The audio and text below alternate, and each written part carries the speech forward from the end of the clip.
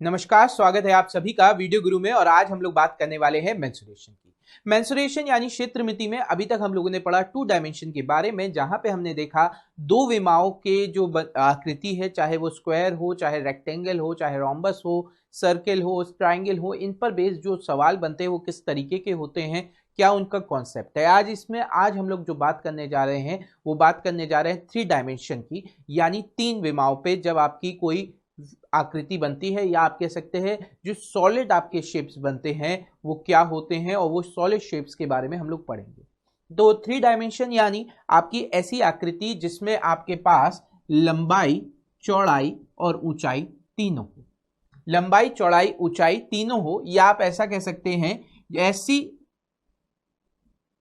आपकी ऑब्जेक्ट जो आपका एक्स प्लेन, वाई प्लेन और जेड पे सब पे बन रहा हो, यानी तीनों प्लेन पर इसकी फिगर बन रही हो, तो वो आपका क्या हो जाता है, आपका थ्री डायमेंशन फिगर हो जाता है। अब अगर हम थ्री डायमेंशन फिगर की बात करें तो हम यूजुअली हम लोग क्या पढ़ते हैं, प्रिज्म। प्रिज्म के अंदर आपका आ जाता है क्यूबॉइड, क्यूब, ठीक है। इसके बाद हम पढ़ते हैं पिरामिड, ठीक है। पिरामिड के अंदर आपका आ जाता है टेट्राहेड्रॉन, ठीक। इसके बाद हम लोग पढ़ते हैं सिलेंडर, कोन, कोन के अंदर आपका आ जाता है फ्रस्टम, और स्पीयर, स्पीयर के अंदर हमारा आ जाता है स्पीयर, और स्पीयर के अंदर क्या आ जाता है, हेमिस्फीयर। अभी हम जितने भी फॉर्मुलेस की बात कर रहे हैं ये सब हम लोग किसकी बात करेंगे, सॉलिड की। हॉलो की बात नहीं करेंगे, सॉलिड फिगर्स की बात करेंगे जो आपके बने होते हैं। तो सबसे पहले हम लोग जानते हैं प्रिज्म क्या होता है, ठीक है। ये आपका ये सारे फिगर्स आते हैं हम लोग के अंदर, तो हम सबसे पहले बात करेंगे कि प्रिज्म क्या होता है। प्रिज्म की हिंदी प्रिज्म होती है, हम लोगों ने फिजिक्स में एक्सपेरिमेंट किया होगा इसका। ये कुछ इस तरीके से हम लोगों का आता था,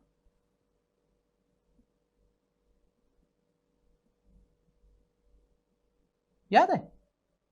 फिजिक्स में हम लोग के पास इस तरीके का रहता था, इस पे हम लोग एक्सपेरिमेंट करते थे, स्पेक्ट्रम वाला, ऐसा याद हो अगर आप लोग को, कांच का होता था स्पेक्ट्रम का। तो हम लोग सोचते हैं यही प्रिज्म है, पर ऐसा नहीं है। प्रिज्म की जो डेफिनेशन है वो ये कहती है कि अगर किसी बेस, एन साइड बेस, अभी मैंने यहाँ पे ये भी नहीं, यही वाला लेते हैं, कोई भी अगर एन साइड बेस वाला फिगर आपका है और उसको कुछ ऊंचाई दे दी जाए, उसको कुछ ऊंचाई दे दी जाए, तो जो आकृति बनेगी वो आपका प्रिज्म कहलाएगी। ये जो आकृति बनेगी, यानी किसी बेस को अगर हम ऊंचाई दे दें तो जो फिगर बनता है वो हमारा प्रिज्म हो जाता है। अब प्रिज्म की कंडीशन क्या रहती है कि इसके साइड्स जो हैं वो पैरेलल होंगे, मतलब जो साइड्स के वो रहेंगी वो स्क्वायर के शेप पे रहेगी, पैरेलल क्या कहते हैं, पैरेलल रहेंगी एक दूसरे से, यानी जो लाइंस हैं वो पैरेलल होंगी। तो उनके बीच में जो बनेगा सरफेस वो आपका एक कह सकते हैं रेक्टेंगल के फॉर्म में बनेगा, और इस तरीके से ये फिगर्स बनती हैं। इसी वजह से जो आपका प्रिज्म है इसके अंदर सिलेंडर नहीं आता। क्यों? क्योंकि वो कर्व्ड हो जाता है। यहाँ पे आपकी पैरेलल लाइंस बननी चाहिए जो वर्टेक्स से बनेंगी। तो यहाँ पे क्या है, क्योंकि सिलेंडर में वो कर्व्ड हो जाता है तो वो प्रिज्म के अंदर नहीं आता। अब हम बात करें प्रिज्म में, तो अगर आपका ये शेप बन गया है, अब नीचे आपका कोई भी शेप हो सकता है। अभी हमने ट्राइंगल के साथ किया, हो सकता है ये आपका रेक्टेंगल के साथ बन जाए, ठीक है। हो सकता है ये आपका हेक्सागन के साथ बन जाए। इस पे ये आपका डिपेंड नहीं करता कि किस तरीके का बन रहा है, बस इससे अपनी साइड से मतलब होता है कि इसकी जो दी गई साइड्स हैं क्या ये उनसे बन सकता है कि नहीं, ठीक है।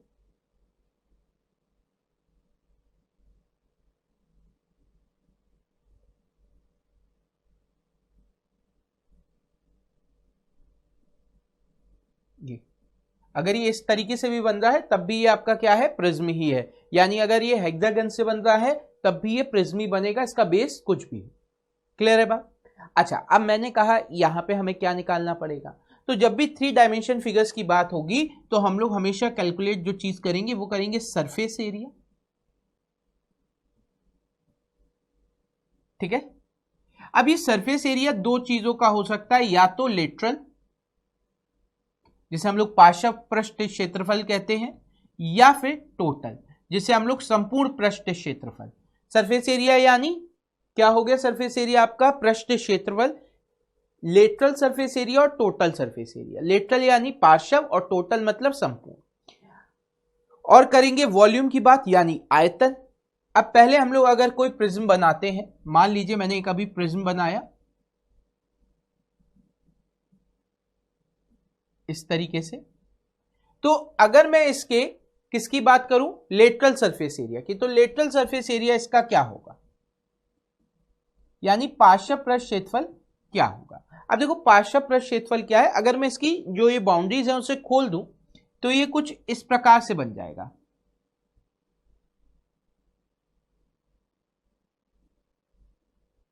मानते हो? ये तीन सरफेसेस होंगी, इसको ऐसे करके जोड़ दिया। ये तीन सरफेसेस थी, इनको ऐसे करके जोड़ दिया था। मतलब एक सरफेस ये थी, एक सरफेस ये थी, और एक सरफेस आगे और मान लीजिए ये मैं इसको मान लेता हूं, जो उंगली वाला हिस्सा है ये एक सरफेस, ये एक सरफेस, ये एक सरफेस, और इस हाथ की उंगलियां भी एक सरफेस हो गई। ठीक है। अब मैंने इसको ऐसे माना, तो ये क्या है? अभी ये तीन है, अगर मैं इसको ऐसे करूं तो ये एक तरीके का क्या बन जाएगा? प्रिज्म बन जाएगा, है ना। ये आप देखिए, एक आपकी सरफेस आ गई, एक सरफेस ये आ गई, और एक सरफेस ये है, तो ये इस तरीके से प्रिज्म बन गया। और अगर मैं इसको ऐसे देखूंगा तो ये वही प्रिज्म बन जा रहा है ना, बेस को हाइट दे दी गई। तो अगर मैं इसे एक्सपेंड कर दूंगा तो ये आपका इस तरीके से हो जाएगा। तो अगर इसकी साइड्स, बेस की साइड है ए बी सी, तो आप देखिए ये ए हो जाएगा, ये बी हो जाएगा, ये सी हो जाएगा। अगर इस प्रिज्म की हाइट है एच, तो ये आप मान लीजिए एच, ये एच, ये एच, ये एच, तो ये तीन रेक्टेंगल हो गए। इन तीन रेक्टेंगल का जो एरिया है उसे ऐड करूंगा तो लेटरल सरफेस एरिया आ जाएगा। अब इसका एरिया क्या हो जाएगा? ए इंटू एच, इसका एरिया हो जाएगा बी इंटू एच, इसका एरिया हो जाएगा सी इंटू एच। अगर मैं एच कॉमन ले लूं तो ये हो गया ए प्लस बी प्लस सी इंटू एच। ये क्या है? पैरामीटर है, यानी परिमाप है किसका? आधार का। अगर ये स्क्वायर होता तो ये चार सरफेसेस हो जाती, तो A plus B plus C plus D हो जाता, है ना। तो ये आपका क्या है? आधार का परिमाप है, और इसमें आपने क्या किया? ऊंचाई कर दी। तो हमें क्या पता चला? जब प्रिज्म की बात हो रही होगी तो लेटरल सरफेस एरिया यानी पार्श्व पृष्ठ क्षेत्रफल क्या हो जाएगा? परिमाप आधार का इंटू ऊंचाई, यानी parameter of base into height. अच्छा, टोटल सरफेस एरिया क्या हो जाएगा? टोटल सरफेस एरिया की अगर हम बात करें तो ये आपका प्रिज्म था, ठीक है। तो लेटरल सरफेस एरिया से क्या हुआ? ये मैंने साइड वाली को एक मान लिया, सामने वाले को दो मान लिया, इधर वाले को तीन मान लिया, ये तीनों सरफेस का एरिया निकल आया। लेकिन जो बेस था ये चार मान लिया, ये ऊपर वाले को पांच मान लिया, तो चार और पांच वाले का एरिया नहीं निकला। इसका एरिया क्या होगा? तो अगर मैं बात करूं तो टोटल सरफेस एरिया में लेटरल सरफेस एरिया आई जाएगा, प्लस आधार का क्षेत्रफल और टॉप का, ये दोनों क्या है? इक्वल है। ये दोनों क्या होंगे? इक्वल होंगे। चार और पांच इक्वल होंगे, तो twice of area of base, twice of area of base,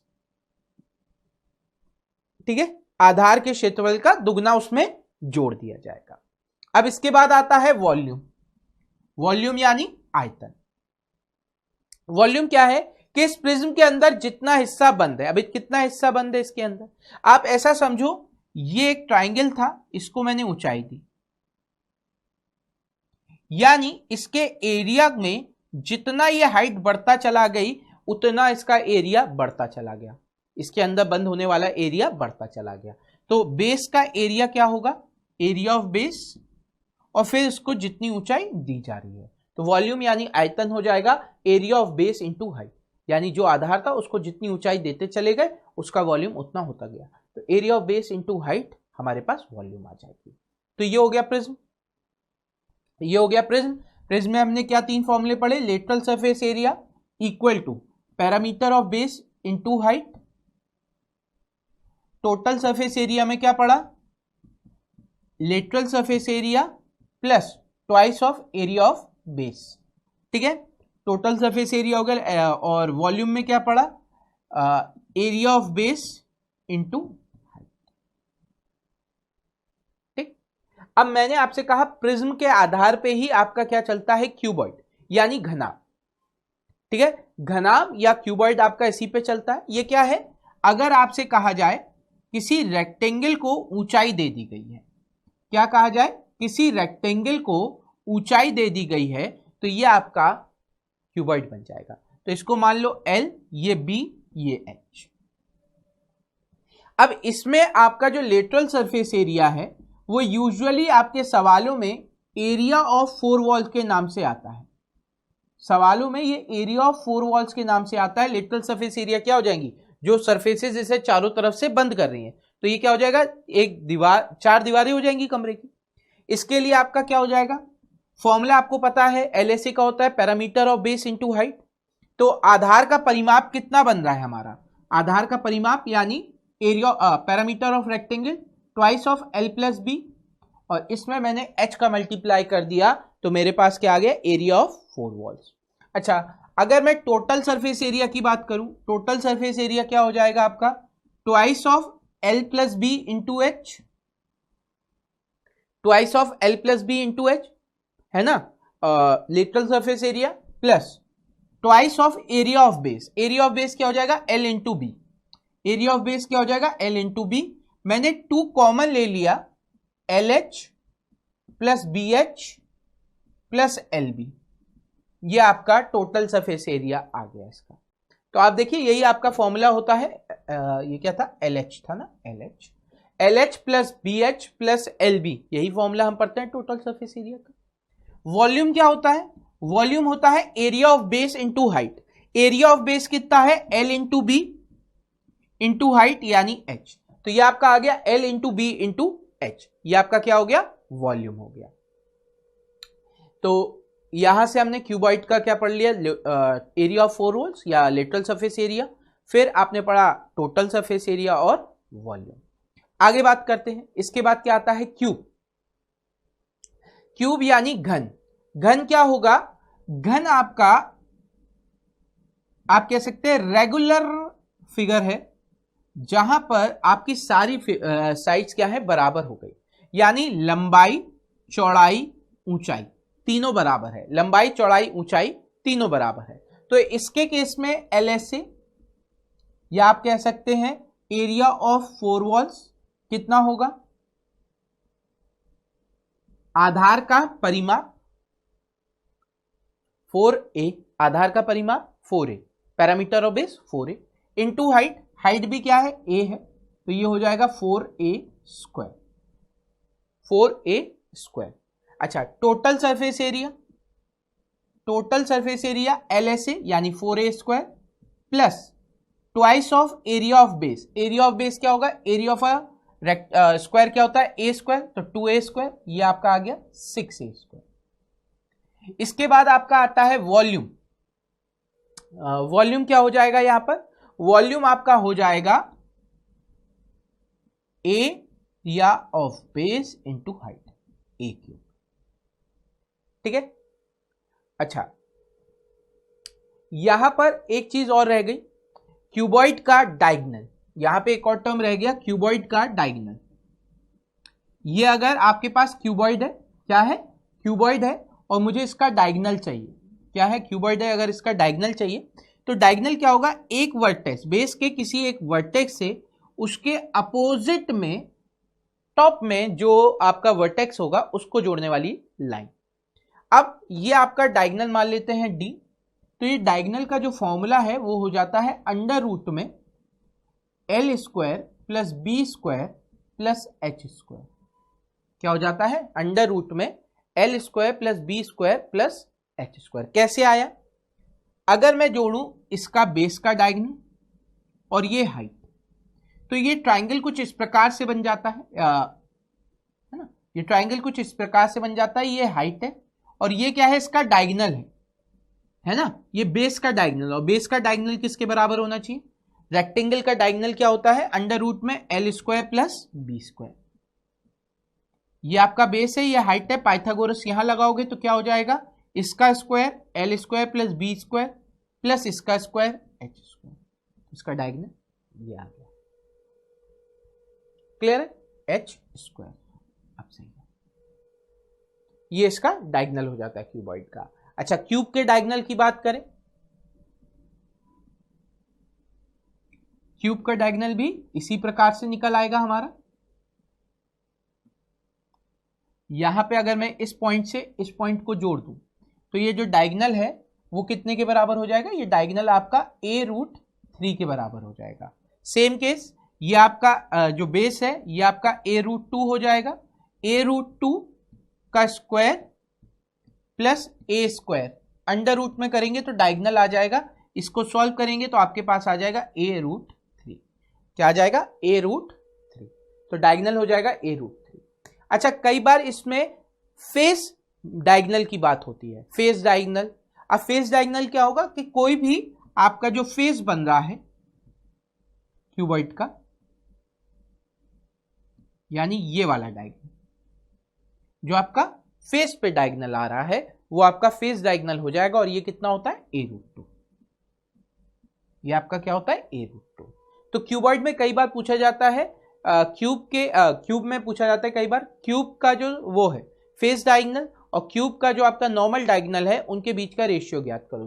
तो face diagonal a√2, actual diagonal a√3, ratio हो जाएगा √2:√3। ठीक है, चलिए, तो क्यूब क्या हो गया ये भी आपको समझ में आ गया। तो प्रिज्म के अंदर क्या आता है, क्यूब, क्यूबॉइड आता है, हमने पढ़ लिया। इसके बाद बात करते हैं पिरामिड की। अब पिरामिड क्या होता है, पिरामिड आपका एक ऐसा सरफेस है, मान लीजिए जिसके बेस कुछ भी है, ठीक है, गीजा का पिरामिड और इस तरीके की जो चीजें आप समझते हैं, तो इसका बेस कुछ भी हो, यहां पे भी बेस एनीथिंग रह सकता है। इसके किसी एक हाइट से किसी एपेक्स पॉइंट पर, मैं इसको भी एक नॉर्मल उसमें बना रहा हूं,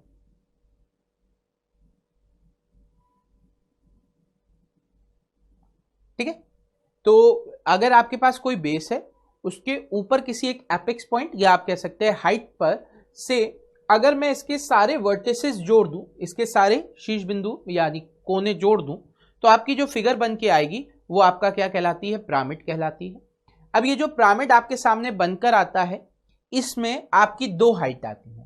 पहली हाइट कौन सी आती है, ये वाली जो आपकी एक्चुअल हाइट हो गई, और दूसरी हाइट आती है आपकी ये साइड वाली जो आपकी स्लांट हाइट हो गई। ये क्या हो गई, स्लांट हाइट, इसे हम लोग बोलते हैं तिर्यक ऊंचाई। ठीक है, तो पिरामिड में क्या चलता है, दो हाइट्स चलती हैं, एक आपकी नॉर्मल हाइट जो आपके एपेक्स पॉइंट से सरफेस का मिड पॉइंट जोड़ती है, और दूसरा आपका होता है स्लांट हाइट जो आपके एपेक्स पॉइंट से जो आपकी एजेस हैं उनके मिड पॉइंट्स को जोड़ती हैं। ठीक है, अब यहां पे अगर मेरे पास पिरामिड बना है तो इसका मुझे क्या चाहिए होगा, स्लांट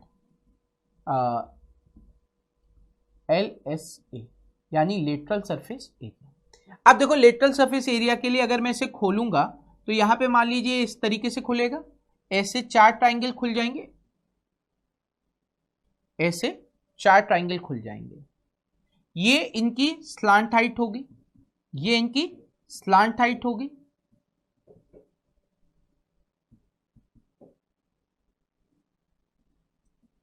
है कि नहीं, ये इन सब की स्लांट हाइट हो गई, और बेस इनका कुछ भी हो।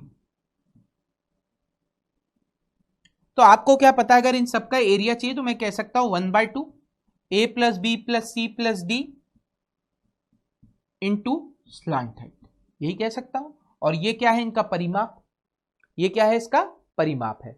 तो पिरामिड के केस में आपका लेटरल सरफेस एरिया क्या हो जाता है, 1/2 parameter of base into height, parameter कह रहा हूं, perimeter of base into height, यानी आधार का परिमाप इंटू ऊंचाई। ठीक है, तो टोटल सरफेस एरिया क्या हो जाएगा, टोटल सरफेस एरिया, और ये हाइट कौन सी थी, स्लांट हाइट थी, नॉर्मल हाइट नहीं थी, ये कौन सी थी, तिर्यक ऊंचाई थी, स्लांट हाइट थी। टोटल सरफेस एरिया क्या हो जाएगा, टोटल सरफेस एरिया हो जाएगा lateral surface area plus area of base. अब एक बार क्यों आएगा, क्योंकि ऊपर एपेक्स पॉइंट था ना, ये था ना पिरामिड आपका इस तरीके का,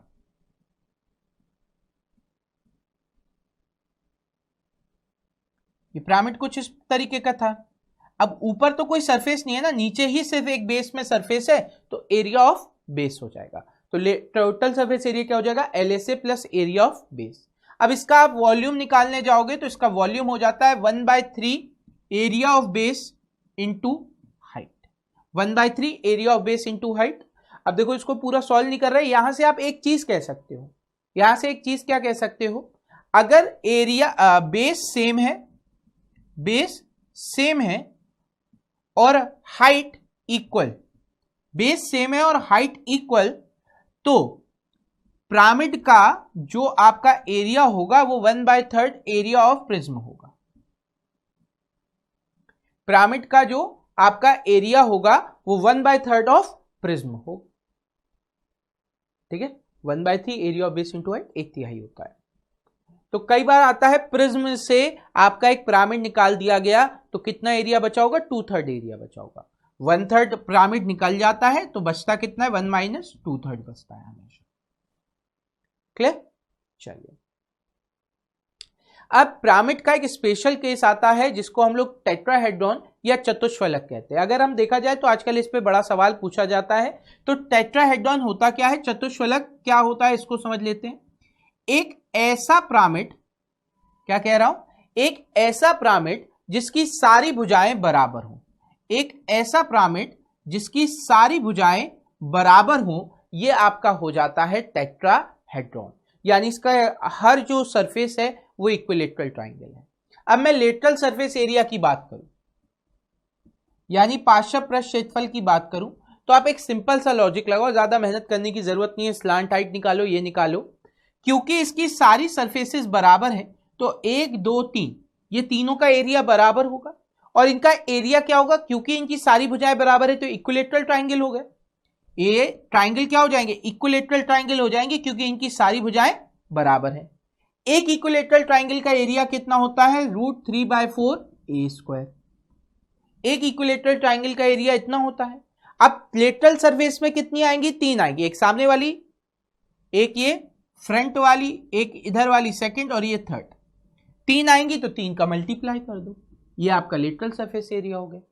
अगर टोटल सरफेस एरिया की बात करें तो टोटल सरफेस एरिया क्या हो जाएगा इसका, टोटल सरफेस एरिया इसका हो जाएगा 4 × √3/4 a²। 4 हो जाएंगी ना, क्योंकि नीचे भी एक है, तो अगर ये 4 हो गई तो 4 से 4 कैंसिल, √3 a², ये क्या हो जाएगा, √3 a²,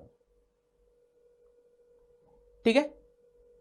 अच्छा, इसके अलावा आपका क्या हो जाता है, इसके अलावा आता है वॉल्यूम। अब वॉल्यूम के दो फॉर्मूले चलते हैं, एक आपका वॉल्यूम का फॉर्मूला चलता है a 6√2, एक फॉर्मूला चलता है a/6√2 a³, और दूसरा चलता है √2/12 a³।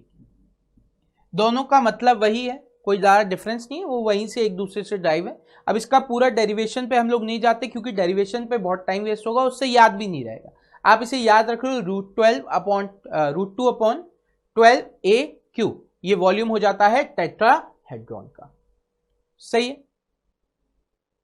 तो अभी हम लोगों ने पढ़ लिया प्रिज्म क्या होता है, पिरामिड क्या होता है। अब हम लोग बात करेंगे कुछ और फिगर्स की, यहां पर सॉलिड फिगर्स की। तो लाते हैं अगला, अगला क्या है, सिलेंडर। सिलेंडर क्या है, बिल्कुल प्रिज्म की तरह वर्कआउट करता है, सिलेंडर भी बिल्कुल प्रिज्म की तरह वर्क करता है। पर ये प्रिज्म में क्यों नहीं काउंट होता, क्योंकि इसकी साइज पैरेलल नहीं होती, वो ठीक है। लेकिन आप यहाँ पे पूरा प्रिज्म का कॉन्सेप्ट लगा सकते हैं, क्यों, क्योंकि यहाँ पे भी क्या हो रहा है, एक बेस को ऊंचाई दे दी जा रही है। अब बेस क्या है, सर्किल है, क्या किया जा रहा है, किसी बेस को हाइट दी जा रही है। बेस क्या है, सर्किल है, बेस क्या है, सर्किल है, तो ये इस तरीके से बन जा रहा है,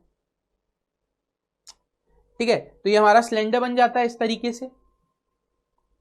अब सिलेंडर में आपका लेटरल सरफेस एरिया नहीं होता, यहां पे आपका आता है कर्व्ड सरफेस एरिया, यहां पे आपका आता है वक्र पृष्ठ क्षेत्रफल। यहां पे पार्श्व पृष्ठ क्षेत्रफल नहीं, वक्र पृष्ठ हो जाता है। तो अभी हम लोगों ने पढ़ा सिलेंडर इस तरीके का बनेगा, ठीक है।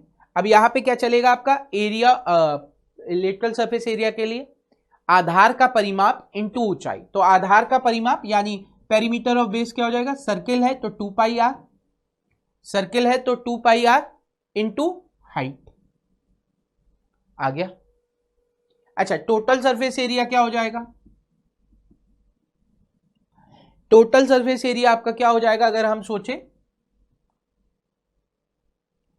2 pi R H plus twice of area of base. Area of base क्या होगा? Pi R square.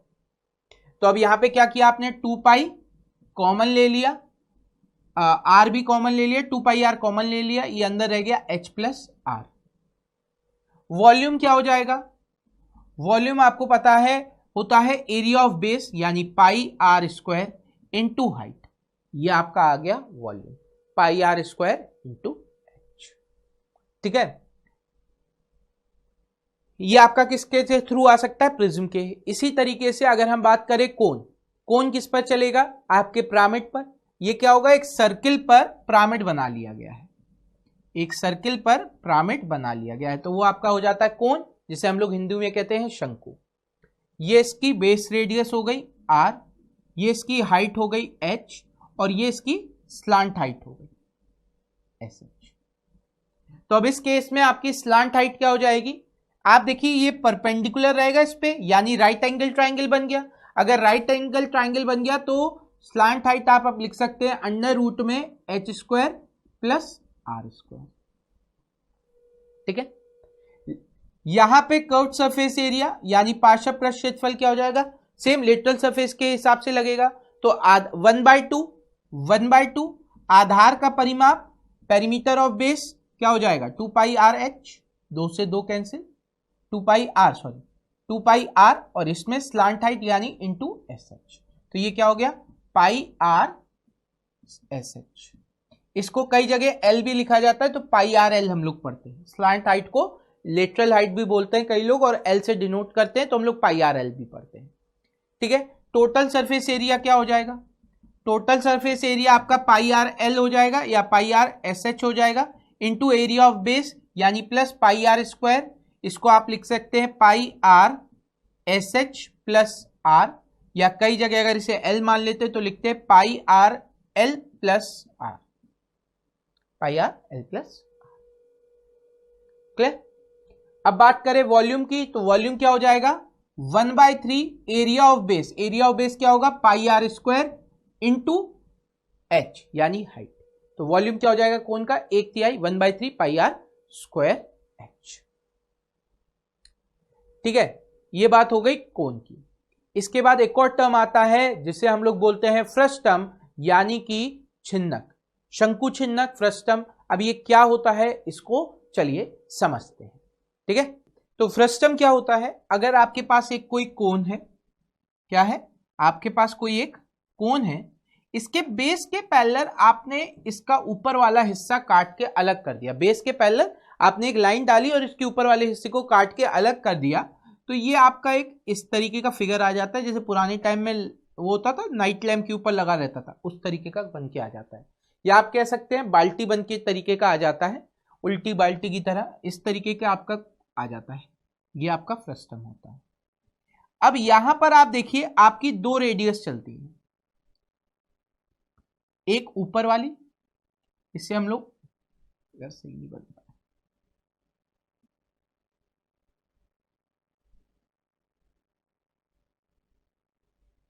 ठीक है, एक ऊपर रेडियस आ जाती है स्मॉल आर जिससे डिनोट कर देते हैं, एक नीचे आ जाती है इसे कैपिटल आर से डिनोट कर देते हैं। हाइट एच हो जाएगी, ये स्लांट हाइट एल हो जाएगी। ठीक है, हाइट एच ये एल हो गई। अब आप क्या करेंगे, यहां पे आप इसे सॉल्व करेंगे। तो अब सबसे पहले एल की वैल्यू निकाल लेते हैं। एल की वैल्यू आपकी क्या हो जाएगी? एल की वैल्यू हो जाएगी अंडर रूट में H square plus R minus R का स्क्वायर एच। ठीक है, अब देखो अभी हम लोगों ने पढ़ा था ना, ये एक तरीके का, अगर मैं इसको इस तरीके से देखूं, ये ऐसे बनेगा। ये आपका एक आइसोसेलेस ट्रेपेजियम हो गया, क्योंकि ये भी एल है, ये भी एल है, ये आर है, ये एच है। एक तरीके से हम बात करें तो अगर मैं इसको इधर ले आऊं, ये 2r और ये डायमीटर के हिसाब से ये 2r और 2r हो जाएगा, तो यहां पे कितना आएगा? 2r माइनस आर का हाफ, यानी आप ये कह सकते हैं r माइनस आर, ये आपका h हो गया। इस तरीके से हाइट आ जाएगी, तो जो हाइट होगी वही इसकी हाइट होगी। यहां से आप स्लांट हाइट निकाल सकते हैं। यानी अगर आप इसका सिर्फ इसे एक तरीके से खोल दें या एक इसे आइसोसेलेस ट्रेपेजियम बना दें और वहां से निकाले तो स्लाइंट हाइट आ जाएगी। ठीक है। अच्छा, इसके बाद आपका क्या आएगा, इसके बाद आपका आएगा लेटरल सरफेस एरिया, या आप कह सकते हैं कर्व्ड सरफेस एरिया, वक्र है ना। अच्छा, अब ये क्या हो जाएगा,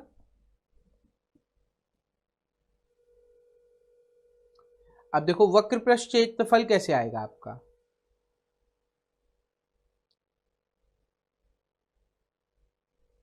अगर मैं इसे पूरा एक्सपेंड कर दूंगा तो ये आपका सरकमफ्रेंस के अकॉर्डिंग खुलेगा, ये ट्रेपेजियम ही बनेगा पर ये सरकमफ्रेंस के अकॉर्डिंग खुल जाएगा। ऊपर वाला ये आपका क्या हो जाएगा 2 पाई आर, और नीचे वाला 2 पाई कैपिटल आर, है ना। ये 2 पाई आर हो जाएगा, ये नीचे वाला 2 पाई आर कैपिटल आर हो जाएगा। और ये जो हाइट ये तो हम लोगों ने क्या कहते हैं,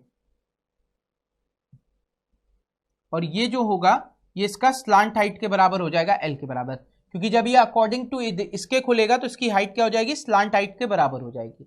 अब मैं क्या करूंगा, फिर से ट्रेपेजियम का एरिया वाला फॉर्मूला लगा दूं, 1/2, ये कितना हो जाएगा, इन दोनों का सम हो जाएगा 2 पाई, कॉमन आ जाएगा आर प्लस आर, और इनटू हाइट एल के बराबर, 2 से 2 कैंसिल, तो इसका कर्व्ड सरफेस एरिया, इसका कर्व्ड सरफेस एरिया हो जाएगा पाई ब्रैकेट के अंदर R plus R into L.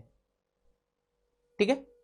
इसके बाद आपका आएगा total surface area, total surface area क्या हो जाएगा, curved surface area, curved surface area क्या है, pi R plus R L. अच्छा, इसके अलावा क्या होगा, एक ही ऊपर था,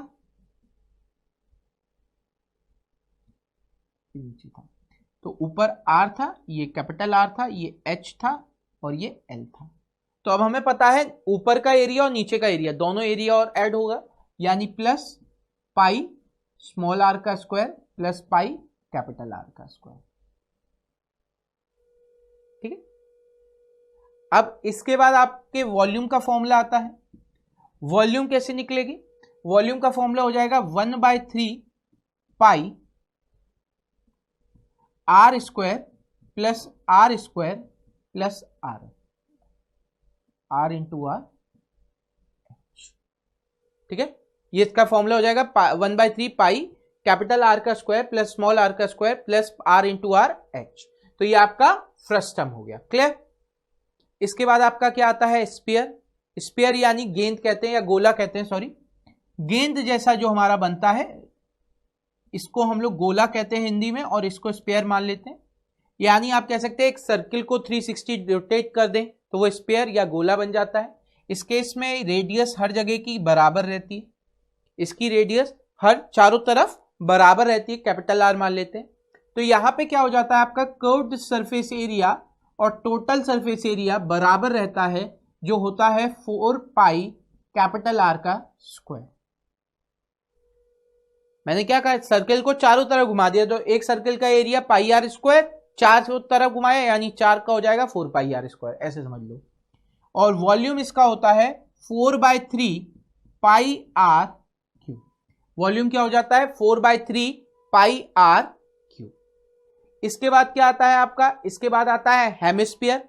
हेमिस्फीयर क्या हुआ, अर्धगोला, अर्धगोला यानी किसी गोले को हमने 2 बराबर हिस्सों में बांट दिया, ये उल्टी कटोरी की तरह दिखता है ना। इसका यहां पे रेडियस कितना होगा, आर होगा। अब इसका curved surface area, curved surface area, क्योंकि ये स्फीयर का आधा है, हेमिस्फीयर है ना, स्फीयर का आधा, तो स्फीयर का क्या होता है पाई आर स्क्वायर, उसका आधा कर देंगे तो ये क्या हो जाएगा 2, तो ये हो जाएगा 2 pi R square. Total surface area, total surface area में क्या हो जाना चाहिए, नीचे वाला सरफेस का एरिया और आएगा, टोटल सरफेस एरिया में नीचे वाले का एरिया और आएगा सर्किल का, तो 2 pi R square plus pi R square add हो जाएगा, तो ये आपका आ जाएगा 3 पाई आर स्क्वायर। ये कितना आ जाएगा 3 पाई आर स्क्वायर। इसके बाद आपका आता है वॉल्यूम, वॉल्यूम भी हाफ हो जाएगा उसका, वहां पे वॉल्यूम क्या था 4/3 पाई आर क्यूब, उसका हाफ हो जाएगा तो 1/2, 2 से ये 2 बार चला गया, वॉल्यूम हो गई 2 pi R 2/3 pi R cube, volume क्या हो जाएगी 2/3 पाई आर क्यूब। तो ये आपका हो गया हेमिस्फीयर। तो इसी के साथ हम लोगों ने जो 3D बेस्ड फॉर्मूलेज होते हैं उन सबको पढ़ लिया, 3 डायमेंशन पे बेस्ड जो भी आपके फिगर्स बनते हैं उनको पढ़ा, और उम्मीद करते हैं आज जो हमने आपको मेंस्ट्रुएशन में फॉर्मूले सिखाए हैं वो आपको याद रहेंगे, क्योंकि उनके कॉन्सेप्ट अब आपको पता है और आप उन्हें इजीली याद रख सकते हैं और दिक्कत नहीं आएगी एग्जाम में। प्लस अगर आपका कोई कॉन्सेप्चुअल सवाल आता है तो आपको अगर फॉर्मूलेज पता है कि वो ड्राइव कैसे हुए तो आप इजीली उन पर लगा सकते हैं। चलिए, तो आज के सेशन को बस इतना ही रखते हैं। अगर आज का सेशन आपको पसंद आया है तो ज्यादा से ज्यादा बच्चों को वीडियो गुरु के बारे में बताएं, ताकि ज्यादा से ज्यादा बच्चे हमारे साथ जुड़ सके। पर अभी के लिए हमें दीजिए इजाजत। Thank you everyone, have a great day and enjoy yourself.